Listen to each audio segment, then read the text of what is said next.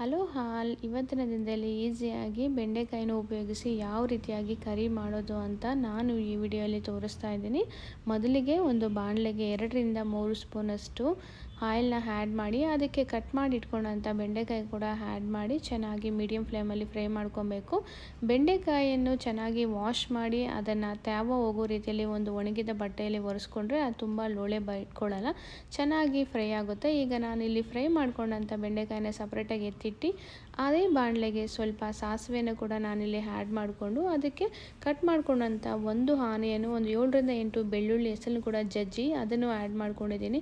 ಅದನ್ನೆಲ್ಲವನ್ನು ಚೆನ್ನಾಗಿ ಫ್ರೈ ಮಾಡ್ಕೊಂಡ ನಂತರ ಅದಕ್ಕೆ ನಾನಿಲ್ಲಿ ಒಂದು 7ರಿಂದ 8 ಅಷ್ಟು ಕರಿಬೇವಿನ ಎಲೆಗಳನ್ನು ಕೂಡ ನಾನಿಲ್ಲಿ ಆ್ಯಡ್ ಮಾಡ್ಕೊತಾ ಇದ್ದೀನಿ. ಇವೆಲ್ಲವೂ ಚೆನ್ನಾಗಿ ಫ್ರೈ ಆಗಬೇಕು. ಅದಾದ ನಂತರ ನಾನು ಕಟ್ ಮಾಡ್ಕೊಂಡಂಥ 2ರಿಂದ 3 ಟೊಮೊಟೊ ಹಣ್ಣನ್ನು ಕೂಡ ನಾನಿಲ್ಲಿ ಆ್ಯಡ್ ಮಾಡ್ಕೊತಾ ಇದ್ದೀನಿ.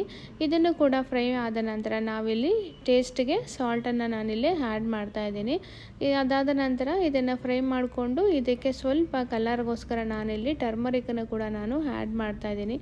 ಇವೆಲ್ಲವೂ ಚೆನ್ನಾಗಿ ಮಿಕ್ಸ್ ಆಗಿ ಫ್ರೈ ಆದ ನಂತರ ಇಲ್ಲಿ ಕಟ್ ಮಾಡಿಕೊಂಡು ಫ್ರೈ ಮಾಡಿಟ್ಟಂಥ ಬೆಂಡೆಕಾಯಿನ ಕೂಡ ನಾವು ಇದಕ್ಕೆ ಸೇರಿಸಿ ಅದನ್ನು ಕೂಡ ಒಂದು 2ರಿಂದ 3 ನಿಮಿಷ ಚೆನ್ನಾಗಿ ಇದರ ಜೊತೆಯಲ್ಲಿ ನಾವು ಫ್ರೈ ಮಾಡ್ಕೊಬೇಕು. ನಂತರ ಒಂದು ಸ್ಪೂನಷ್ಟು ಸಾಂಬಾರ್ ಪೌಡರ್ನ ಕೂಡ ನಾನಿಲ್ಲಿ ಈ ಬೆಂಡೆಕಾಯಿಗೆ ಆ್ಯಡ್ ಮಾಡಿ ಅದನ್ನು ಕೂಡ ನಾನು ಚೆನ್ನಾಗಿ ಬೆಂಡೆಕಾಯಿಗೆ ಮಸಾಲೆಗೆ ಮಿಕ್ಸ್ ಆಗೋ ರೀತಿಯಲ್ಲಿ ಎಲ್ಲವನ್ನು ಚೆನ್ನಾಗಿ ಕಲಿಸ್ಕೊಂಡು ಅದನ್ನು ನಾನು ಸ್ವಲ್ಪ ಲೈಟಾಗಿ ಫ್ರೈ ಮಾಡಿದ್ದೀನಿ. ಇದಾದ ನಂತರ ನಾವಿಲ್ಲಿ ಇದಕ್ಕೆ ವಾಟರ್ನ ಆ್ಯಡ್ ಮಾಡಬೇಕು. ವಾಟರ್ ಕೂಡ ಅಷ್ಟೇ ಕನ್ಸಿಸ್ಟೆನ್ಸಿ ಎಷ್ಟು ಬೇಕೋ ಅಷ್ಟೇ ಆ್ಯಡ್ ಮಾಡ್ಕೊಬೇಕು. ನಾನಿಲ್ಲಿ ತಿಕ್ಕಾಗಿ ಮಾಡ್ತಾರಿಂದ ಸ್ವಲ್ಪ ಅಷ್ಟೇ ವಾಟರ್ನ ಆ್ಯಡ್ ಮಾಡ್ಕೊತಾ ಇದ್ದೀನಿ.